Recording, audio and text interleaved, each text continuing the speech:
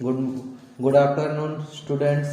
जैसा कि हमने कल के पिछले 3 वीडियोस में देखा कि किस तरीके से हम लोग ट्रिग्नोमेट्रिक के अलग अलग चीज़ों को फाइंड आउट कर सकते हैं। आज हम लोग ट्रिग्नोमेट्रिक चैप्टर के लास्ट टॉपिक जिसका नाम है ट्रिग्नोमेट्रिक आइडेंटिटीज, इसके बारे में पढ़ेंगे। इसमें हम लोग ये जानेंगे कि किस तरीके से हम लोग ट्रिग्नोमेट्रिक के डिफरेंट आइडेंटिटीज का इस्तेमाल करके क्वेश्चंस को सॉल्व करेंगे। जिसके लिए हम लोग सबसे पहले ये देखेंगे कि आइडेंटिटी कहते किसको है। ठीक है, हम लोग आइडेंटिटीज कहते किसको है।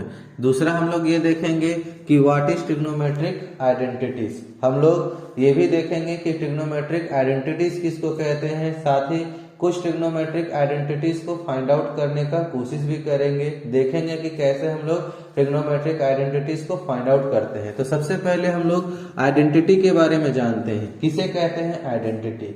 जब किसी भी गिवन इक्वेशन में कोई भी एक इक्वेशन दिया हुआ है, उस इक्वेशन को सेटिस्फाई करने वाले सारे वैल्यूज आइडेंटिटी कहलाते हैं। मीन्स अगर हमारे पास एक इक्वेशन दिया है x² + 2 = 4, तो इस x का जो भी वैल्यूज होगा मीन्स 1, 2, 3 जो भी वैल्यूज में ये जो कंडीशन सेटिस्फाई होगा वो हमारा आइडेंटिटी कहलाएगा। मीन्स जो भी कंडीशंस हमारे दिए हुए हैं, इन कंडीशंस के अनुसार हम लोग जो भी यहाँ पर वैल्यूज सेटिस्फाई करेगा इस इक्वेशन को, वो हमारा क्या कहलाता है? वो हमारा आइडेंटिटी कहलाता है।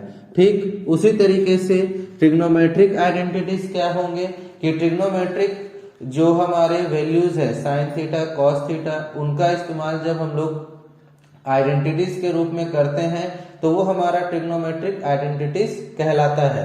तो सबसे पहले हम लोग ट्रिग्नोमेट्रिक आइडेंटिटीज को फाइंड आउट करने के लिए एक राइट एंगल ट्रायंगल बनाते हैं। जैसा कि हम लोगों ने शुरू से करते आए हैं कि हम लोग एक राइट एंगल ट्रायंगल बनाते हैं जिसमें हमारा ए, बी और सी हमारा 3 एंगल्स को डिनोट करता है, जिसमें बी हमारा हमेशा 90 डिग्री होता है। तो इसके अनुसार हम लोग जानते हैं क्या कि अगर ये हमारा हाइपोटेनस होता है, ये हमारा बेस होता है, ये हमारा परपेंडिकुलर है, तो हम लोग पाइथागोरस थ्योरम के अनुसार जानते हैं कि जो हमारा हाइपोटेनस का स्क्वायर होता है वो हमेशा परपेंडिकुलर के स्क्वायर और बेस के स्क्वायर के बराबर होता है। जैसा कि हम लोग पहले ही जानते हैं कि हाइपोटेनस का जो स्क्वायर है वो बेस और परपेंडिकुलर के स्क्वायर के बराबर होता है। तो इसके अनुसार इसको हम इक्वेशन 1 मानते हैं। नाउ अब हम लोग क्या करेंगे कि डिवाइड इक्वेशन 1 बाय AC²। हम लोग इस इक्वेशन 1 को AC² से डिवाइड करेंगे इन बोथ साइड्स। हम लोग दोनों साइड को AC² से डिवाइड करेंगे। देयरफॉर हम लोगों को क्या मिलेगा? AC² by AC² that is AB² by AC² and BC² by AC²। अगर हम लोग इसको आगे सॉल्व करेंगे तो इसका वैल्यू 1 होगा।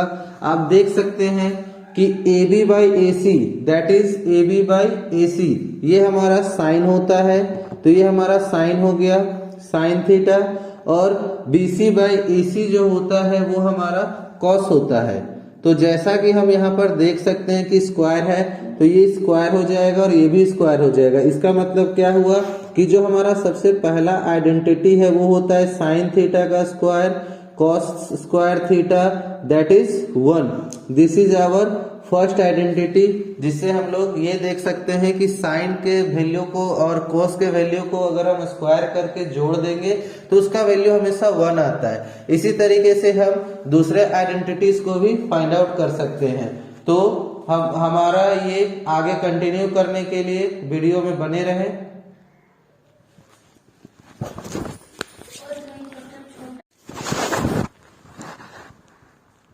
अब हम लोग दूसरे आइडेंटिटीज के तरफ आगे बढ़ते हैं, जिसमें हम लोग ये देखेंगे कि ये जो हमारा इक्वेशन है इस इक्वेशन को इस बार डिवाइड हम लोग AB² से करेंगे।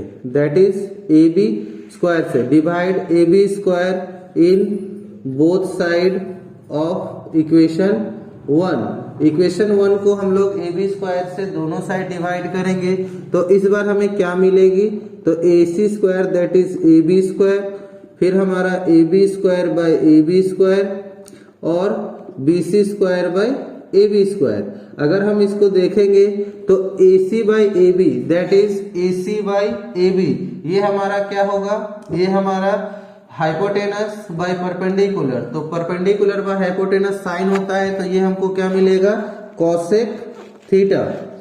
देन ये हमारा 1 हो जाएगा। उसके बाद BC by AB square, BC square by AB square, ये अगर हम देखेंगे तो ये हमें क्या देता है कि हमारा बेस बाई परपेंडिकुलर। हम लोग जानते हैं कि परपेंडिकुलर बाई बेस जो होता है वो 10 होता है, तो जस्ट उल्टा ये हमारा क्या होगा, कॉट स्क्वायर थीटा। तो इस तरीके से हम लोग देख सकते हैं कि हमारा जो दूसरा आइडेंटिटी है वो क्या है कि cosec square theta is equal to 1 plus cot square theta. तो ये हमारा दूसरा आइडेंटिटी है जिसके मदद से हम लोग आइडेंटिटीज को आगे फाइंड आउट कर सकते हैं। ठीक इसी तरीके से अब हम लोग इसको रिप्लेस करेंगे। इस बार हम इक्वेशन 1 को चेंज कर देंगे किससे, BC स्क्वायर से। इस बार हम लोग BC स्क्वायर से इसको डिवाइड करेंगे, तो जहां जहां पर हमारा AB स्क्वायर था उस जगह पर हम लोग BC के स्क्वायर को रिप्लेस करते जाएंगे। तो हमारा ये हो जाएगा BC स्क्वायर, ये हो जाएगा BC स्क्वायर, ये हो जाएगा BC स्क्वायर। तो इस तरीके से हमारा ये जो आइडेंटिटी है वो चेंज होगा, और वो आइडेंटिटी क्या चेंज होगा कि AC square by BC square that is AC square by BC square. अगर आप इसको गौर करो तो हमारा base hypotenuse by BC square that is क्या हो जाएगा हमारा, ये हमारा हो जाएगा, ये हमारा हो जाएगा क्या, बेस बाई हाइपोटेनस, ये हमारा होगा सेक स्क्वायर थीटा। अगर आप AB बाई BC कीजिएगा, AB बाई BC, तो ये हमारा होता है 10 स्क्वायर थीटा, और इसका वैल्यू 1 हो जाएगा। इस तरीके से हम लोगों को तीसरा आइडेंटिटी क्या मिलेगा कि sec square theta is equal to 10 square theta plus 1। तो ये हमारा हो गया तीसरा आइडेंटिटी। इस तरीके से हम लोग इस तीनों आइडेंटिटीज को एक जगह पर लिख सकते हैं ताकि हम इसे भूले नहीं। तो इसके लिए हम लोग तीनों आइडेंटिटीज को एक जगह पर समराइज करते हैं। हम लोगों का पहला आइडेंटिटी था sine square theta plus cos square theta that is 1। दूसरा आइडेंटिटी था क्या कि cosec square theta is equal to 1 plus cot square theta. Last that is अगर हम लोग देखें क्या कि sec square theta is equal to 10 square theta plus 1। अब हम लोग इन तीनों आइडेंटिटीज को चेंज करके और आइडेंटिटीज भी लिख सकते हैं, जैसे कि इससे हम लोग अलग अलग आइडेंटिटीज क्या लिख सकते हैं। नंबर 4 फर्स्ट वन लिख सकते हैं कि sine theta is equal to under root cos square theta plus 1। ठीक है, और क्या लिख सकते हैं, cos square theta is equal to sine square theta minus 1, that cos square theta is equal to -1। Oh sorry, हम लोग यहाँ लिख सकते हैं 1 माइनस कॉस स्क्वायर थीटा, और इसके जगह पर लिख सकते हैं 1 माइनस साइन स्क्वायर थीटा। ठीक उसी तरीके से और भी आइडेंटिटीज को हम यहाँ पर कंटिन्यू कर सकते हैं अपने कॉन्वेनियंट के अनुसार, अपनी सुविधा के अनुसार। तो हम लोग इस तरीके से अलग अलग आइडेंटिटीज को फाइंड आउट करेंगे, जिससे हम लोग अपने आइडेंटिटीज को सॉल्व कर सकते हैं, और इन आइडेंटिटीज को सॉल्व करके हम अलग अलग क्वेश्चंस को सॉल्व कर सकते हैं। आज के लिए इतना ही। अगर हमारे चैनल पर आप नए